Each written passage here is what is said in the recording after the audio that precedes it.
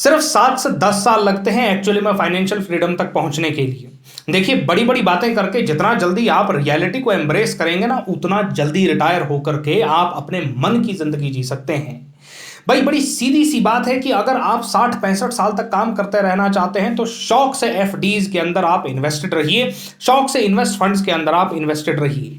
लेकिन अगर आपको इसी जर्नी को 7 से 10 साल पर लेकर आना है तो उसके 4-5 ही इंस्ट्रूमेंट्स हैं, और उसमें टॉप पर अगर कुछ आता है तो वो है इक्विटीज और इक्विटीज म्यूचुअल फंड्स।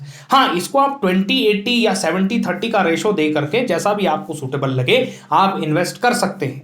थोड़ा और अगर आप बैलेंस पोर्टफोलियो करना चाहते हैं तो उसमें 4-5 चीजें और ऐड कर लीजिए, जैसे global stocks, Indian stocks, ETFs, golds या बॉन्ड्स। इनके अलावा आप कहीं और अगर जाने की कोशिश करेंगे तो लॉन्ग टर्म में आपको सिर्फ रोना पड़ेगा।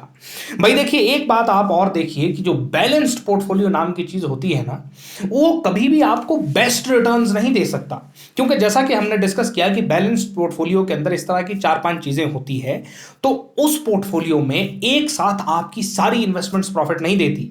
मिसाल के तौर पे आपने इक्विटीज यानी कि स्टॉक्स में भी इन्वेस्ट करके रखा हुआ है और आपने साथ में गोल्ड में भी इन्वेस्ट करके रखा हुआ है, तो आजकल आप देख रहे हैं कि स्टॉक्स उतना अच्छा रिटर्न नहीं दे रहे लेकिन गोल्ड दे रहा है। बैलेंस पोर्टफोलियो के अंदर यही होता है, 2-4 चीजें ऊपर होंगी तो 2-4 चीजें नीचे होंगी, लेकिन ओवरऑल आपका एक बैलेंस मेंटेन रहेगा। ये ग्रीडी इन्वेस्टर्स के लिए नहीं है।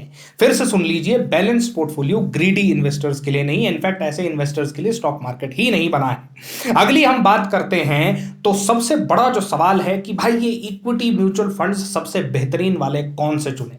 कृपा करके विनम्र निवेदन है कि सबसे हाईएस्ट रिटर्न्स देने वाले म्यूचुअल फंड्स के पीछे मत जाइए। कम से कम 8 से 10 साल का डेटा आप देखिए, और पिछले 2 साल का डेटा मत देखना भैया। पिछले 2 साल में इतना ज्यादा मार्केट रन किया है कि जिस भी आप म्यूचुअल फंड को देखोगे उसमें आपको सोना ही सोना नजर आएगा, चांदी ही चांदी नजर आएगी। तो 8 से 10 साल का कंसिस्टेंट 9 से 10% का रिटर्न भी अगर कोई फंड दे रहा है तो आपके लिए बेस्ट सूटेबल ऑप्शन है। एक और चीज आपको जो देखनी है वो है स्टैंडर्ड डेविएशन वैल्यू क्या है, उसको जरूर कंसिडर कीजिए। एक छोटा सा फॉर्मूला होता है जिसे अल्फा फॉर्मूला कहते हैं। अच्छे ट्रेडर्स इसका बहुत ज्यादा इस्तेमाल करते हैं, लेकिन बहुत आपको इसके बारे में सुनने को नहीं मिलेगा। देखिए क्या होता है कि अल्फा वैल्यू निकाली जाती है। अब ये वैल्यू क्या होती है कि देखिए, निफ्टी 50 का जो इंडेक्स है उसके साथ आप म्यूचुअल फंड के रिटर्न के इंडेक्स को जो है ना कंपेयर करते हैं। मान लीजिए एग्जांपल से समझते हैं, निफ्टी 50 इंडेक्स ने रिटर्न दिया है 14% और आपका XYZ म्यूचुअल फंड है वो रिटर्न दे रहा है 18%। तो अब इन दोनों का जो डिफरेंस आता है वो आता है 4%। ये 4% आपकी अल्फा वैल्यू है। ध्यान रहे कि ये अल्फा वैल्यू जितनी ज्यादा होगी म्यूचुअल फंड उतना अच्छा रिटर्न देने में केपेबल होगा।